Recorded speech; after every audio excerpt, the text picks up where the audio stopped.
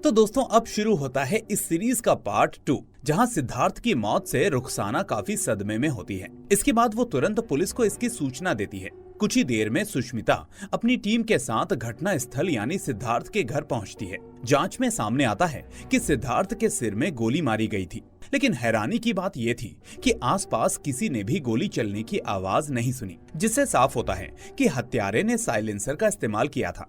यहाँ रुखसाना सुष्मिता से रिक्वेस्ट करती है कि वो कमिश्नर से बात करके उसे फिर से केस में शामिल करवाए, लेकिन सुष्मिता साफ कह देती है कि फिलहाल रुखसाना खुद एक संदिग्ध है, क्योंकि सबसे पहले उसी ने सिद्धार्थ की लाश देखी थी। इतना ही नहीं, डिपार्टमेंट के अंदर ये चर्चा भी चल रही थी कि सिद्धार्थ और रुखसाना के बीच में कुछ व्यक्तिगत रिश्ता था। ये बात सुनकर रुखसाना सन्न रह जाती है। जब वो अपने घर लौटती है तो सिद्धार्थ के साथ बिताए लम्हे उसकी आंखों के सामने घूमने लगते हैं। दूसरी ओर सुष्मिता एक और अहम किरदार से मिलने जाती है, जिसका नाम है पवित्र चटर्जी। पूछताछ में पवित्र बताता है कि जिस रिवॉल्वर से सिद्धार्थ की हत्या हुई, वो रिवॉल्वर हूबहू उसके पास वाले मॉडल की है। जब वो खुद अपनी रिवॉल्वर चेक करता है तो चौंक जाता है। उसका रिवॉल्वर केस पूरी तरह से खाली था, जबकि वो रिवॉल्वर हमेशा उसकी ड्रॉर में ही रखी रहती थी। सुष्मिता आगे पूछती है कि उस ड्रॉर की कितनी चाबियां थी, तो वो कहता है कि 2, लेकिन उनमें से एक चाबी करीब 1 साल पहले खो चुकी थी और दूसरी चाबी उस बंदूक के अलमारी में रहती है जिसकी जिम्मेदारी अबीर लाल के पास है। पवित्र ये भी बताता है कि उसके पिता एक शाही खानदान से थे और शिकार के बहुत ही शौकीन थे। उन्हीं दिनों से अबीर लाल उनके साथ रहता आया है और तब से लेकर आज तक उनके पास मौजूद सभी हथियारों की देखरेख वही करता आ रहा है। अबीर लाल पिछले 3 दिनों से लापता है और उससे किसी भी तरह का संपर्क नहीं हो पा रहा।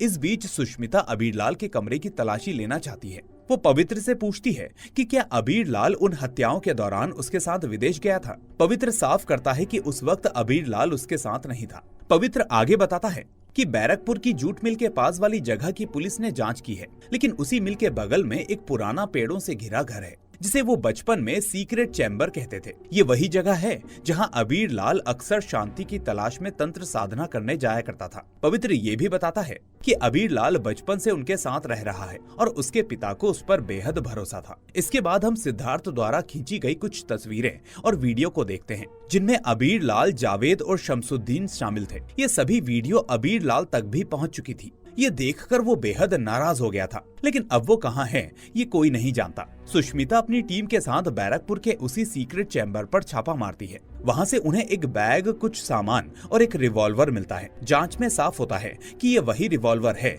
जिससे सिद्धार्थ की हत्या की गई थी। दूसरी ओर अबीर लाल और जावेद को शक होता है कि शमसुद्दीन ने ही सिद्धार्थ के जरिए उनकी तस्वीरें और वीडियो बनवाए थे। वहीं शमसुद्दीन को लगता है कि उसने जब पवित्र चटर्जी के खिलाफ चुनाव प्रचार करने से इनकार किया, तभी से अबीर लाल और जावेद उसे फंसाने की कोशिश कर रहे हैं। इसी बात को लेकर जावेद और शमसुद्दीन के बीच में तीखी बहस हो जाती है। इधर तस्वीरें और वीडियो मीडिया तक भी पहुंच जाते हैं और चुनाव से पहले ये पूरा मामला मीडिया में तहलका मचा देता है। इसी दौरान एक न्यूज चैनल पर सुष्मिता का बयान आता है, जिसमें वो कहती है कि घर शत्रु विभीषण।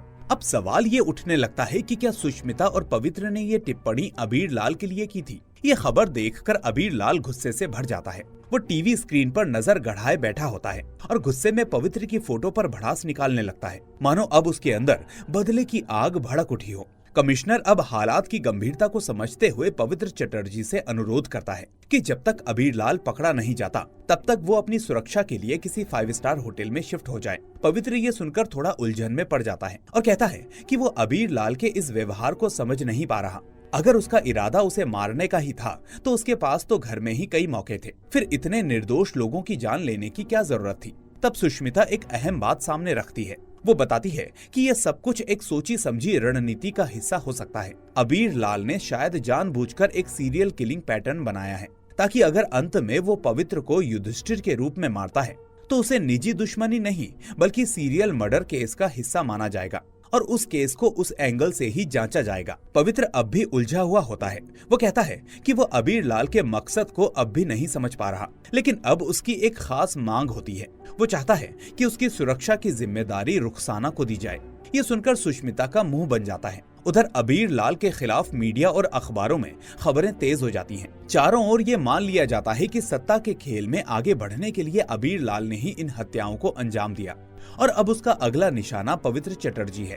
इस बीच रुखसाना पूरी सुरक्षा के साथ पवित्र को 5 स्टार होटल में ले जाती है। मीडिया जब उसे घेरती है तो पवित्र कहता है अपराधी जरूर पकड़ा जाएगा और कोई दुर्योधन अपने अपराध को सजा से नहीं बचा सकता। ये पूरा भाषण लाइव टीवी पर चल रहा होता है और दूसरी तरफ अबीर लाल उसी टीवी स्क्रीन पर गुस्से से ये सब देख रहा होता है। रुखसाना पवित्र को उसके कमरे तक सेफली छोड़ने जाती है, लेकिन तभी अचानक होटल के अंदर ही अबीर लाल हमला कर देता है और पवित्र को गोली मारने के लिए सामने आ जाता है। रुखसाना तुरंत हरकत में आती है और अपनी रिवॉल्वर निकालकर अबीर लाल पर निशाना साध लेती है, लेकिन इससे पहले कि वो फायर कर पाती, अबीर लाल की गोली सीधा रुखसाना की छाती में लगती है। लेकिन रुखसाना हार नहीं मानती, वो पलटवार करती है और अपनी आखिरी ताकत लगाकर अबीर लाल को गोली मार देती है। अबीर लाल मौके पर ही तड़पता हुआ दम तोड़ देता है। उधर छाती में गोली लगने से रुखसाना भी जमीन पर गिर जाती है और बेहोश हो जाती है। अब कुछ दिन बीत जाते हैं। रुखसाना को जब होश आता है तो वो एक नर्सिंग होम के बेड पर होती है। उसकी जब आंखें खुलती है तो वो सबसे पहले पवित्र चटर्जी को अपने पास बैठा हुआ पाती है, जो मुस्कुराते हुए उसका हालचाल लेता है। रुखसाना को होश में देखकर पवित्र हल्के अंदाज में कहता है, अब तो तुम एक सेलिब्रिटी बन चुकी हो, हर न्यूज चैनल पर तुम्हारी बहादुरी की चर्चा हो रही है। रुखसाना सीधा सवाल करती है, अबीर लाल कहाँ है? पवित्र थोड़ी देर चुप रहता है और फिर धीरे से कहता है, अबीर लाल यानी इस कहानी का दुर्योधन तुम्हारे हाथों मारा गया, उसी जगह पर उसका अंत हो गया और अब महाभारत मर्डर्स का ये केस पूरी तरह से बंद हो चुका है।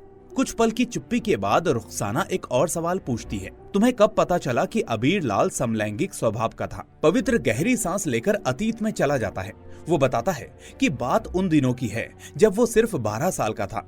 उसके घर में लालटू नाम का एक नौकर काम करता था, लगभग अबीर लाल की उम्र का। लालटू थोड़ा लंगड़ा कर चलता था, लेकिन बेहद ईमानदार और मेहनती था। फ्लैशबैक में हम 30 साल पहले के उस दिन को देखते हैं। घर के बाकी लोग किसी बैठक में बिजी थे, लालटू अपने काम में लगा था।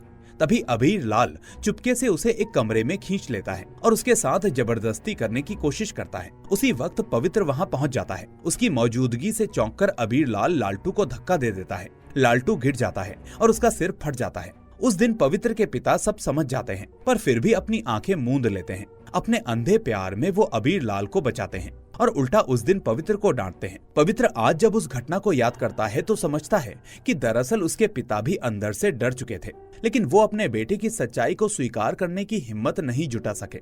इस घटना के लगभग 1 साल बाद लालटू चुपचाप वो घर छोड़कर चला गया। कहाँ गया, क्यों गया, आज तक कोई नहीं जान पाया।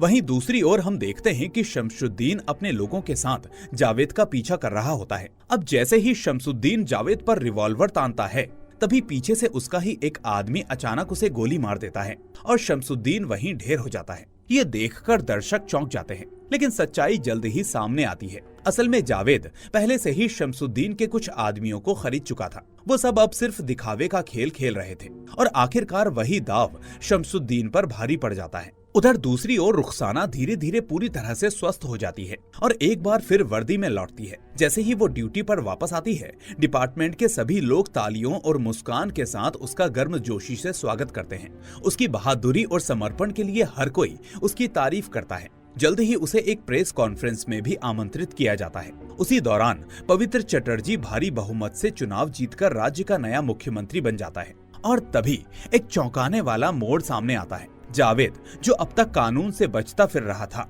अचानक खुद ही पुलिस के सामने आत्मसमर्पण कर देता है। रुखसाना उसे पूछताछ के लिए बुलाती है। वो तंज कसते हुए कहती है कि तुम इतने बड़े डॉन कहलाते थे और अब देखो सब हवा निकल गई। जावेद मुस्कुराकर जवाब देता है, अगर मैंने खुद को सरेंडर नहीं किया होता तो तुम्हारे डिपार्टमेंट में मुझे पकड़ने की ताकत नहीं थी। इस पर रुखसाना पलटकर कहती है कि नहीं, असली वजह ये है कि बाहर रहते हुए तुम्हें मार दिया जाता, इसलिए खुद ही जेल में आ गए। जवाब में जावेद पवित्र चटर्जी और रुखसाना को लेकर कुछ गंदे इशारे करता है। रुखसाना उस पर तीखा तंज कसती है, गंदी बातें करना तो तुम्हारी पुरानी आदत रही है। यहाँ जावेद एक कड़वा सच उजागर करता है। वो कहता है कि अगर उस दिन पवित्र को मार ही दिया होता तो अच्छा ही होता, कम से कम वो तुम्हारा पसंदीदा ना बन पाता। ये सुनकर रुखसाना चौंक जाती है। वो हैरानी से पूछती है कि उस दिन पवित्र को तुम्हारे आदमियों ने गोली मारी थी? जावेद जवाब देता है, अबीर लाल ने कहा था बस थोड़ा डराने के लिए, बोला था गोली कान के पास से निकल जाएगी, लेकिन अब लगता है कि मार ही देना चाहिए था। अब रुखसाना गंभीर होकर पूछती है, अबीर लाल का असली मकसद क्या था? जावेद थोड़ी देर सोचता है और फिर कहता है, शुरू में तो लगा बस डराने के लिए कहा था, लेकिन बाद में समझ में आया कि वो सिक्योरिटी में खामी का बहाना बनाकर तुम्हें इस केस से हटाना चाहता था। रुखसाना जावेद की तरफ देखती है और पूछती है, और ये सीरियल किलिंग्स, उनका क्या? इस पर जावेद रहस्यमयी अंदाज में मुस्कुराता है और कहता है, क्या तुम्हें सच में लगता है कि अबीर लाल को जो फंसाया गया वही असली कहानी है? क्यों ना अपने नए मुख्यमंत्री से खुद जाकर पूछो।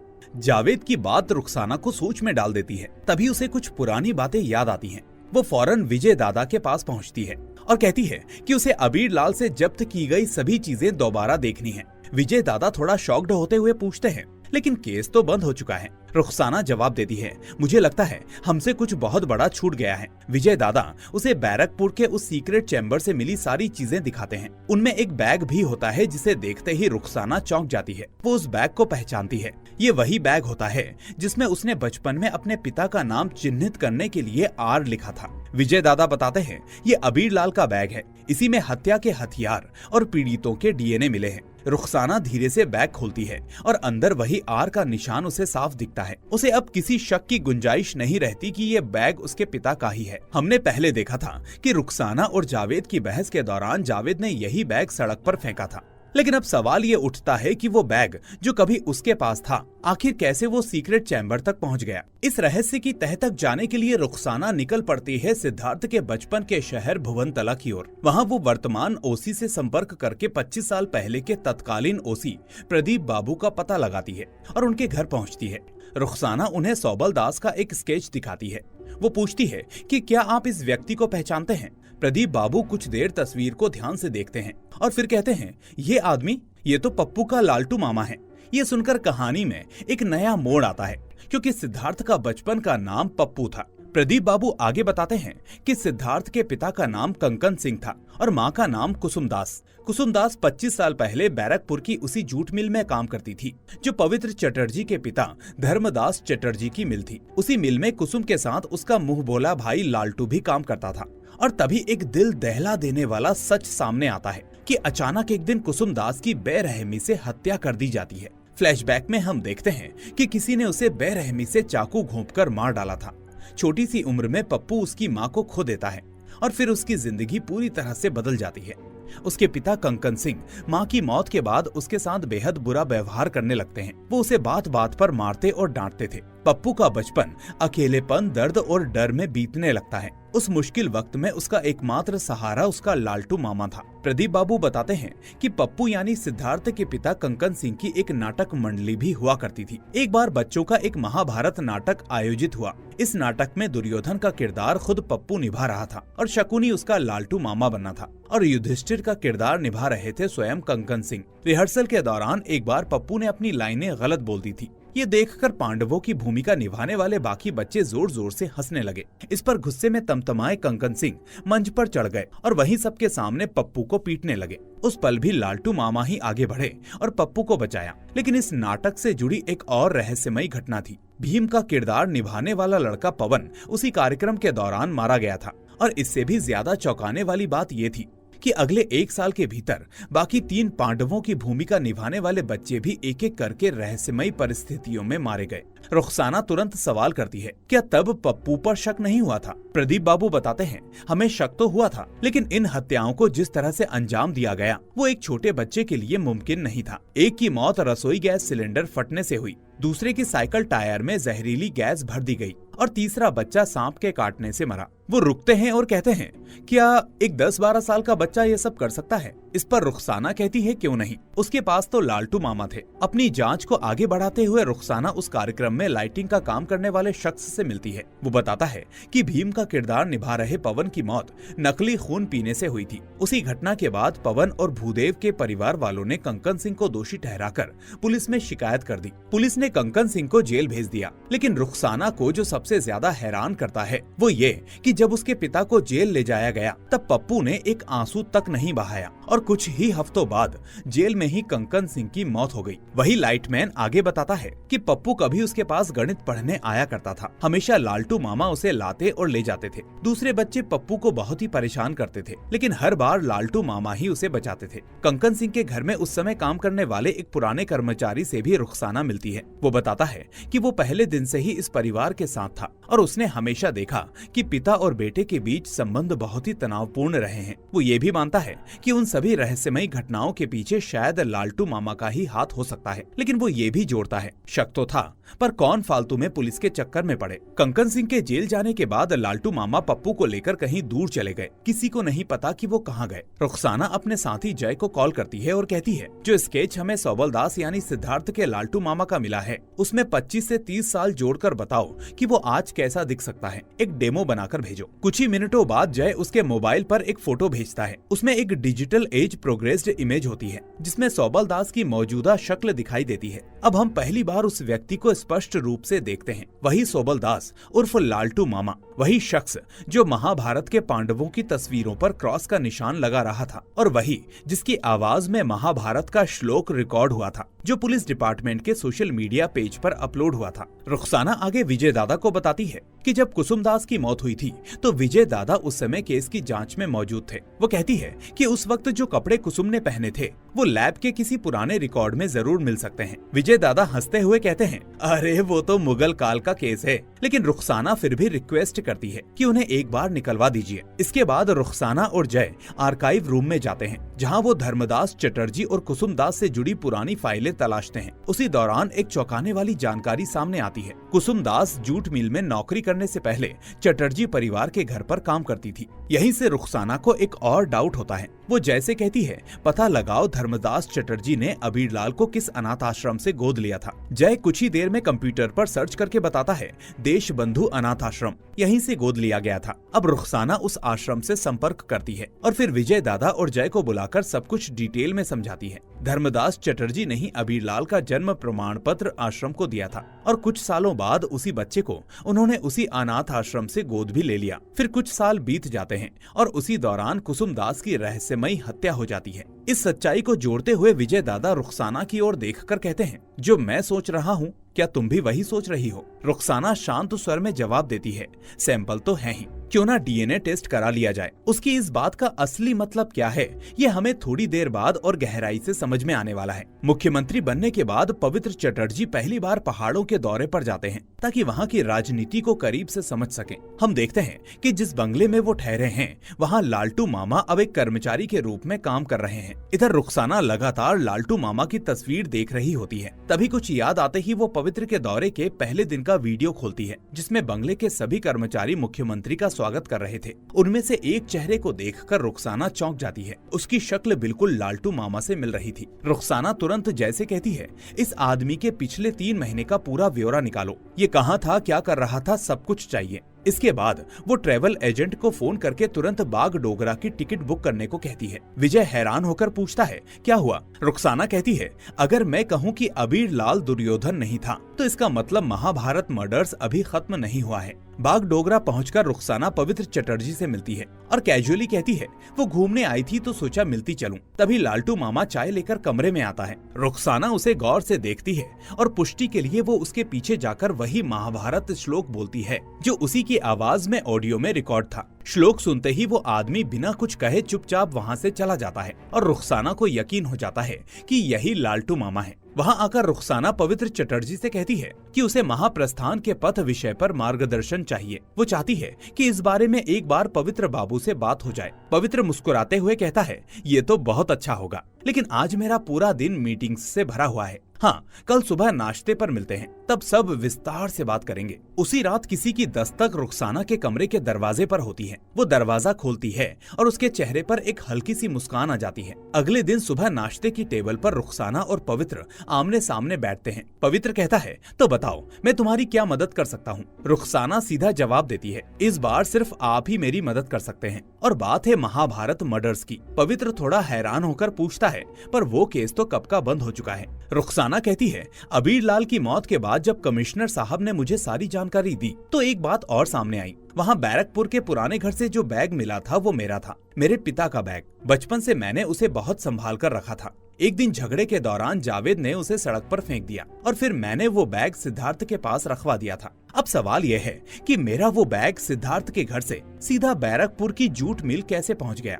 और कैसे एक हत्यारा उसी बैग का इस्तेमाल कर रहा था। पवित्र उसे बीच में रोककर पूछता है, तुम्हें यकीन है कि ये तुम्हारे पिता का ही बैग है? रुखसाना बैग खोलकर उसमें आर लिखा दिखाती है और कहती है कि ये अक्षर मैंने खुद लिखा था। फिर वो कहती है कि अगर अबीर लाल ही हत्यारा होता तो उसके पास ये बैग नहीं होना चाहिए था, क्योंकि उसे तो पता था कि शुरुआती 4 हत्याओं के वक्त ये बैग किसके पास था। अब पवित्र थोड़ी देर चुप रहता है, फिर धीरे से कहता है, तो तुम्हारा मतलब है कि अबीर लाल दुर्योधन नहीं था? रुखसाना कहती है कि पहले 4 हत्याओं के वक्त ये बैग सिद्धार्थ के घर में ही था। जिसने सिद्धार्थ को मारा है उसी ने इस बैग को बैरकपुर की जूट मिल तक पहुंचाया। साफ है कि वो कोई ऐसा व्यक्ति था जिसकी उस जूट मिल तक सीधी पहुंच थी। शायद पुलिस को गुमराह करने के लिए ये सबसे आसान तरीका था। अब रुखसाना सीधे सीधे कहती है, जिसने सिद्धार्थ को मारा है वो कोई और नहीं बल्कि आप हैं, पवित्र चटर्जी। वो आगे कहती है, जिस तरह सिद्धार्थ ने महाभारत के महाप्रस्थान के पथ को फॉलो करते हुए 4 हत्याएं की थी, उसी पैटर्न पर चलते हुए आपने सिद्धार्थ को मारा। आपने सीरियल किलिंग के पैटर्न को जिंदा रखने के लिए जानबूझकर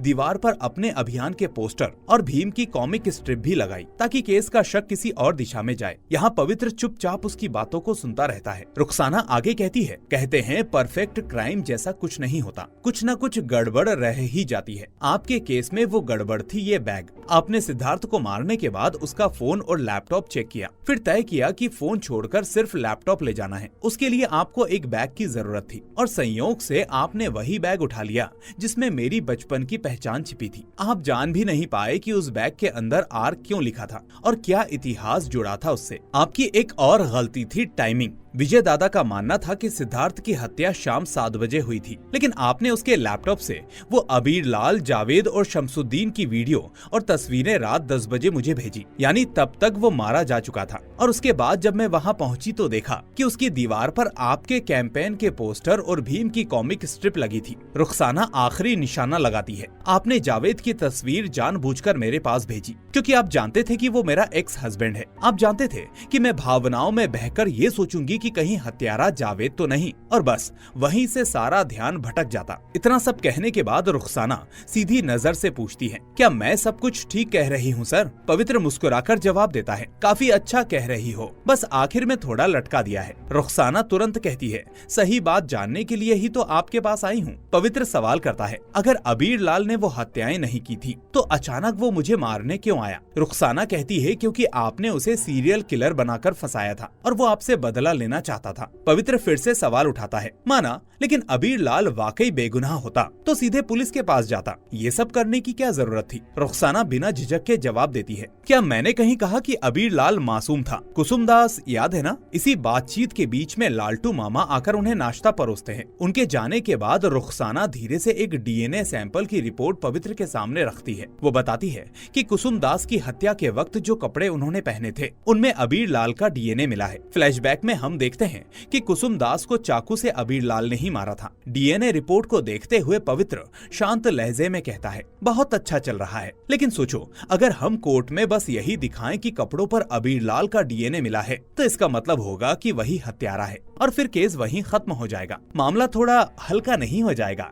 थोड़ा और जमाओ। इस पर रुखसाना हल्की मुस्कान के साथ कहती है, जमा रही हूँ सर, थोड़ा धैर्य रखिए। विकी पटेल की हत्या के बाद पवित्र ने अबीर लाल को गुमराह करने का फैसला किया। वो खुद अबीर लाल के पास गया और कहा कि रुखसाना अब कुसुम दास की हत्या की फाइल फिर से खोल रही है और डीएनए जांच में ये साबित हो चुका है कि कुसुम के कपड़ों पर अबीर लाल का डीएनए मिला है। चुनाव से पहले ये मामला बड़ा नुकसान कर सकता है। ये कहकर पवित्र ने अबीर लाल से कुछ दिन के लिए अंडरग्राउंड जाने को कहा और भरोसा दिलाया कि चुनाव जीतने के बाद वो सब संभाल लेगा। अबीर लाल ने उस पर भरोसा किया और गायब हो गया। उसी वक्त से पवित्र ने उसे दुर्योधन के रूप में फंसाने की चाल चलनी शुरू की। उसने जानबूझकर देखकर वो रिवॉल्वर वाला बैग बैरकपुर की जूट मिल के पास पुराने घर में रखवा दिया ताकि शक अबीर लाल पर जाए। जब अबीर लाल ने न्यूज में देखा कि जिसने उसे छिपने को कहा था वही अब उसे देश के सामने सीरियल किलर घोषित कर रहा है, तो उसका गुस्से में आना और बदले में पवित्र को मारने निकलना बिल्कुल स्वाभाविक था। पवित्र रुखसाना से पूछता है, अबीर लाल को फंसाकर मुझे क्या मिला और मुझे कैसे पता चला कि असली दुर्योधन सिद्धार्थ है। इस पर रुखसाना कहती है, आपने अबीर लाल को इसीलिए फंसाया क्योंकि वो आपका सौतेला भाई था अबीर लाल चटर्जी। और रही बात सिद्धार्थ को पहचानने की, तो रुखसाना इसी जवाब की तलाश में आपके पास आई है। इस पर पवित्र मुस्कुराते हुए कहता है,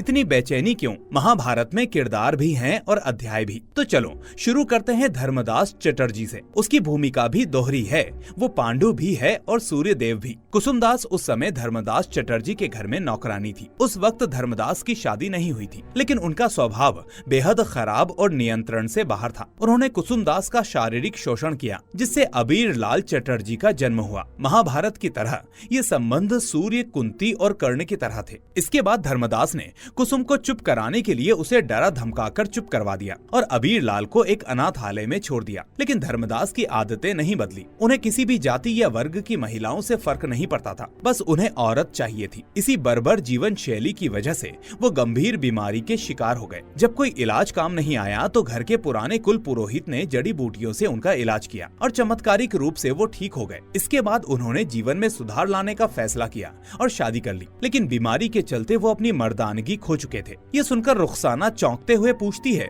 तो आप? पवित्र बताता है कि उसकी दादी उस समय की काफी आधुनिक सोच वाली महिला थी। वंश को आगे बढ़ाने के लिए उन्होंने कुल पुरोहित को उसकी माँ को गर्भवती करने के लिए कहा और गुरुदेव की कृपा से वो गर्भवती हुई। उसी गर्भ से जन्मा बच्चा पवित्र चटर्जी है। लेकिन धर्मदास इस सच्चाई को कभी स्वीकार नहीं कर सकता था, इसलिए उसने अबीर लाल को अनाथालय से दोबारा बुला लिया, क्योंकि वही उसका असली खून था और समाज की नजरों में पवित्र को ही उसका बेटा दिखाया गया। भले ही पवित्र उसका असली बेटा नहीं था, लेकिन नाम का वारिस वही था। बावजूद इसके धर्मदास के लिए वो हमेशा एक बोझ ही रहा। अबीर लाल उसकी आंखों का तारा था, क्योंकि पवित्र की माँ ने किसी और पुरुष के साथ संबंध बनाए थे और पवित्र उसी रिश्ते की निशानी था। इसलिए धर्मदास ने उसकी माँ पर जुल्म ढाए। रुखसाना कहती है कि यही वजह थी कि अबीर लाल को लेकर आपकी असुरक्षा लगातार बढ़ती जा रही थी। अगर आपके पिता आपको नजरअंदाज करके अबीर लाल को ज्यादा तरजीह देने लगते तो जाहिर है कि आप परेशान होते, और अगर इसका असर उनकी वसीयत पर भी पड़ता तो वो तो सीधा आपकी विरासत पर खतरा बन जाता। इसी कारण आपने अपने पिता धर्मदास चटर्जी को कुसुमदास के हत्यारे के रूप में फंसा दिया। असल में कुसुमदास की हत्या अबीर लाल ने अकेले नहीं की थी। जब अबीर लाल ने कुसुम पर चाकू से हमला किया और भाग गया, तब दूर से पवित्र ने अपने पिता की बंदूक से उसे गोली मार दी। ये सब बताते हुए रुखसाना पूछती है, क्या मैंने कुछ गलत कहा सर? पवित्र जवाब देता है कि वो जो कह रही है वो सच है, लेकिन ये साबित करने के लिए कि पवित्र ने ही अपने पिता की रिवॉल्वर से कुसुम को गोली मारी, इसका कोई सबूत नहीं है। असल में धर्मदास चटर्जी की मौत के बाद अबीर लाल बार बार पवित्र को डराने लगा कि वसीयत में सब कुछ उसी को मिलेगा जो उनका असली खून होगा। तब से अबीर लाल लगातार पवित्र पर दबाव डालने लगा और इस बात को लेकर भ्रम बना रहा कि असली वारिस कौन है। डीएनए टेस्ट के लिहाज से देखा जाए तो पवित्र धर्मदास चटर्जी का कानूनी वारिस था, लेकिन उसका डीएनए उनसे मेल नहीं खाता। वहीं अबीर लाल को धर्मदास ने अपनाया जरूर था, लेकिन जैविक रूप से वही उनका बेटा था। इसी बात से अबीर लाल का आत्मविश्वास बढ़ता गया और पवित्र की स्थिति कमजोर होती गई। ऊपर से एक के बाद एक सीरियल मर्डर केसेस में पवित्र की तस्वीरें मिलना और ऑडियो क्लिप में उसकी आवाज आना, ये सब उसकी परेशानी को और बढ़ा रहे थे। जब उस ऑडियो क्लिप को एम्पलीफाई किया गया, तब पवित्र ने महसूस किया कि मैं वही हूँ वाला हिस्सा उसकी ही आवाज है, लेकिन वो किसी सामान्य बातचीत से निकाला गया क्लिप था। उस लाइन के पीछे जो बैकग्राउंड नॉइस था वो पवित्र को बहुत जाना पहचाना लगा। जिस दिन रुखसाना और सिद्धार्थ उनसे मिलने आए थे, उस दिन उनके चैम्बर की मरम्मत चल रही थी और वो लोग ऑफिस के एक छोटे रूम में बैठे थे। वहाँ एक पुराना एसी था जो अलग आवाज करता था और वही आवाज इस ऑडियो के बैकग्राउंड में सुनाई दे रही थी। उस वक्त सिद्धार्थ ने चुपचाप पवित्र की आवाज रिकॉर्ड की थी, लेकिन पवित्र को इसका बिल्कुल अंदाजा नहीं था। जब सिद्धार्थ ने वीजा की तस्वीर में पवित्र की फोटो को देखकर शक जताया, तो पवित्र ने जवाब दिया था कि हाँ मैं वही हूँ, समझ नहीं आता कि मेरी आईडी कार्ड में मेरी तस्वीर अलग क्यों आती है। पवित्र को जल्द ही समझ में आ गया कि ऑडियो क्लिप टेप में उसकी आवाज का हिस्सा यहीं से उठाया गया था। वो जान गया कि उस दिन उसी कमरे में मौजूद किसी ने उसकी आवाज रिकॉर्ड की थी। उस दिन उस कमरे में सिर्फ 3 लोग थे, पवित्र, रुखसाना और सिद्धार्थ। इसलिए पवित्र ने इन तीनों को ट्रैक करना शुरू किया। अबीर लाल को ट्रैक करना उसके लिए सबसे आसान था, लेकिन सिद्धार्थ ने खुद ही अपनी गलती से खुद को फंसा लिया। जब उसने विपुल को मारा तो अनुभव की कमी के कारण उसने अपना फोन साथ ले लिया था। पवित्र ने जीपीएस ट्रैक करके उसी वक्त समझ लिया था कि महाभारत मर्डर्स का असली दुर्योधन सिद्धार्थ ही है। विकी पटेल की हत्या के समय सिद्धार्थ ने अपनी गलती सुधार ली और फोन को घर छोड़कर गया, लेकिन तब तक बहुत देर हो चुकी थी। पवित्र ने उस पर नजरें गड़ा दी थी और अपने आदमी पीछे लगा दिए थे। सिद्धार्थ को पकड़ना अब मुश्किल नहीं था। अबीर लाल को मारना पवित्र के लिए कोई बड़ा काम नहीं था, लेकिन अगर वो ऐसा करता तो मीडिया में उसके खिलाफ पूरा मामला सामने आ जाता, लोग उसके टारगेट को समझ लेते। इसलिए उसने अपने मकसद को छुपाने और खुद को सुरक्षित करने के लिए ये पूरा गेम ही पलट दिया। तब रुखसाना कहती है, इसलिए आपने दुर्योधन और भीम के किरदारों को बदल दिया। दुर्योधन को मारने के लिए समाज की नजरों में भीम का इस्तेमाल किया। असल में आपने सिद्धार्थ को मारकर उसे दुर्योधन बना दिया और अबीर लाल को असली दोषी ठहराया। पवित्र कहता है कि मैं तुम्हारी नजरों में अपराधी हूँ, क्योंकि सिद्धार्थ को मारकर मैंने तुम्हें तकलीफ दी है, लेकिन मैंने उसे चाकू से बार बार मारकर कोई संतुष्टि नहीं ली।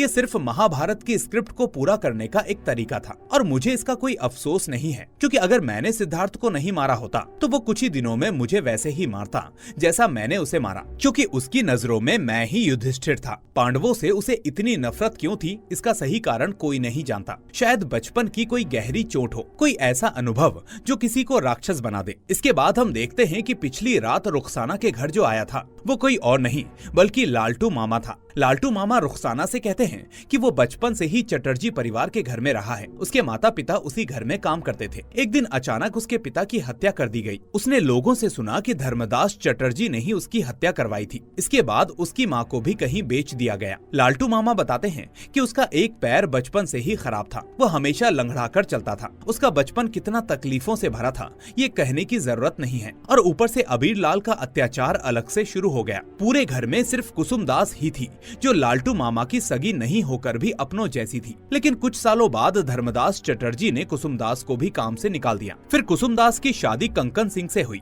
और पप्पू यानी सिद्धार्थ का जन्म हुआ। सब कुछ ठीक चल रहा था, लेकिन जल्द ही कंकन सिंह को कुसुमदास और धर्मदास चटर्जी के पुराने रिश्ते की भनक लग गई। इसके बाद कुसुमदास और पप्पू पर उसके अत्याचार शुरू हो गए। कंकन सिंह को शक था कि हो सकता है कि सिद्धार्थ उसका बेटा न होकर धर्मदास चटर्जी का खून हो। दिन ब दिन कुसुमदास और पप्पू की हालत खराब होती गई। मजबूरी में कुसुमदास ने धर्मदास चटर्जी से पुराने रिश्ते की दुहाई देकर नौकरी मांगी। धर्मदास चटर्जी ने उसे जूट मिल में नौकरी तो दी, लेकिन कुछ समय बाद अबीर लाल से ही उसकी हत्या करवा दी। हालांकि उस दिन कुसुमदास बच सकती थी, लेकिन पवित्र चटर्जी ने ऐसा नहीं होने दिया, क्योंकि वो अपने पिता से बदला लेना चाहता था। और ये पूरी घटना लालटू मामा ने अपनी आंखों से देखी थी। इतनी कम उम्र में पप्पू माँ के बिना रह गया। उसके पास ना कोई दोस्त था और ना ही कोई सहारा, और ऊपर से हर तरफ दुश्मन। जब भी मौका मिलता कोई ना कोई उसे तंग करता। पूरे मोहल्ले और स्कूल में सिर्फ लालटू मामा ही उसका एकमात्र सहारा था। यहाँ तक कि नाटक मंडली के लड़के भी उसे नहीं छोड़ते थे। ऐसे में एक दिन पप्पू का पलटवार करना तय था। शायद ऐसे ही किसी दिन शैतान का जन्म होता है। क्या कोई हमेशा सिर्फ सहता रहे? ये मुमकिन नहीं है। पप्पू का बचपन पूरी तरह से बर्बाद हो गया था। एक दिन लालटू मामा ने पप्पू से कहा कि उसके बड़े होने का समय नहीं है, समाज उसे वो मौका नहीं देगा। वो तो दुर्योधन का किरदार निभा रहा है, उसे सबसे पहले दुर्योधन का दर्द समझना होगा, नहीं तो वो किरदार में कैसे घुसेगा। इसके बाद पांडवों को मारकर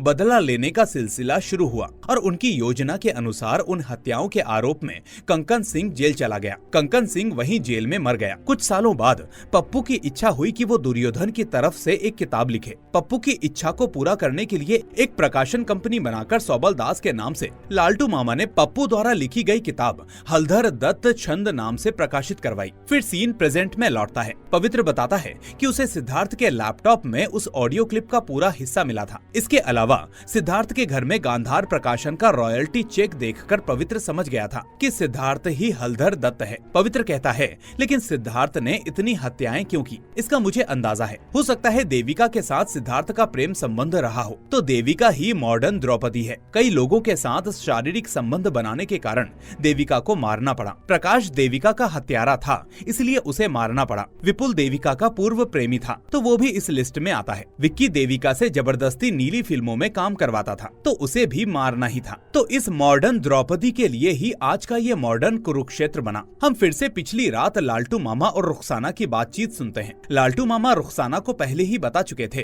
कि सिद्धार्थ रुखसाना से प्यार करता था, लेकिन उससे पहले उसका संबंध देविका से था। लेकिन देविका का मन कहीं और था, इसलिए गुस्से और जलन में सिद्धार्थ ने एक एक करके पांडवों की तलाश शुरू की। फिर एक के बाद एक हत्याएं होती गई और द्रौपदी, सहदेव, नकुल, अर्जुन की तस्वीरों पर क्रॉस के निशान लगते गए। अब केवल भीम और युधिष्ठिर बाकी रह गए थे। सीन फिर से प्रेजेंट में लौटता है। पवित्र कहता है कि उसने एक बार सत्तारूढ़ पार्टी के एक व्यक्ति को फंसाने के लिए देविका का इस्तेमाल किया था। कैमरे में सब कुछ रिकॉर्ड हो रहा था। हालांकि देविका के लिए ये सब कोई बड़ी बात नहीं थी, लेकिन सिद्धार्थ ने देविका का फोन हैक करके पता लगा लिया था कि पवित्र चटर्जी इस काम में देविका का इस्तेमाल कर रहा है। इसलिए पांडवों की लिस्ट में पवित्र चटर्जी भी आ गया। रुखसाना पवित्र से कहती है, आपको एक छोटी सी जानकारी दूं, शायद आप इसे पहले से ही जानते हो। सिद्धार्थ की माँ का नाम ही कुसुम दास था। ये सुनकर पवित्र कहता है, तो मैंने सिद्धार्थ को मारकर कोई गलती नहीं की। मेरे दोनों सौतेले भाई मुझे ही मारने की योजना बना रहे थे। मैं इतने दिनों से सिद्धार्थ को मारकर बेवजह पश्चाताप कर रहा था। अब जाने से पहले रुखसाना सैंडविच हाथ में लेकर कहती है,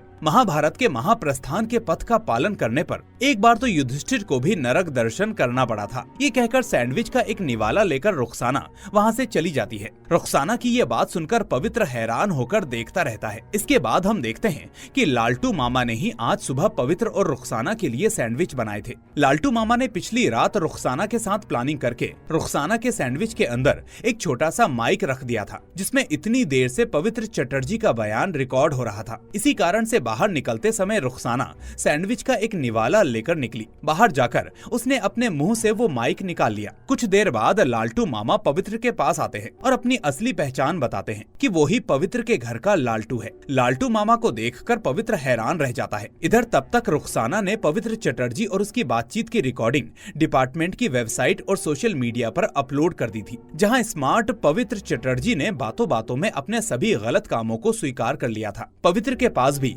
अपनी कन्फेशन का मैसेज आ जाता है। मीडिया के लोग पवित्र चटर्जी के बंगले को घेर लेते हैं। लालटू मामा और रुखसाना ने पवित्र चटर्जी को मारने की बजाय उससे भी बड़ी सजा उसको दे दी और फाइनली पूरे राज्य को मुख्यमंत्री पवित्र चटर्जी का असली चेहरा पता चल गया। और इसी के साथ महाभारत मर्डर्स की ये मिस्टीरियस और इमोशनल स्टोरी अपने अंतिम पड़ाव तक पहुंचती है। रुखसाना ने न सिर्फ एक केस को सुलझाया, बल्कि पवित्र चटर्जी जैसे ताकतवर इंसान का असली चेहरा सामने लाकर एक पूरी व्यवस्था को झकझोर दिया। इस कहानी ने हमें ये भी दिखाया कि अपराध सिर्फ खून से नहीं, कभी कभी सत्ता, धोखे और चुप्पी से भी होते हैं। और कभी कभी सबसे बड़ी सजा मौत नहीं, बल्कि सच का सबके सामने आ जाना होता है। अब जब महाभारत मर्डर्स खत्म हो गया है, तो रुखसाना के चेहरे पर भी एक सुकून है कि उसने अपनी जिम्मेदारी पूरी की, न्याय की लड़ाई में जीत हासिल की। दोस्तों, अगर आपको ये कहानी पसंद आई हो तो वीडियो को लाइक करके अपने विचार कमेंट में जरूर लिखें और ऐसे ही दमदार कंटेंट के लिए हमारे चैनल को सब्सक्राइब करना ना भूलें।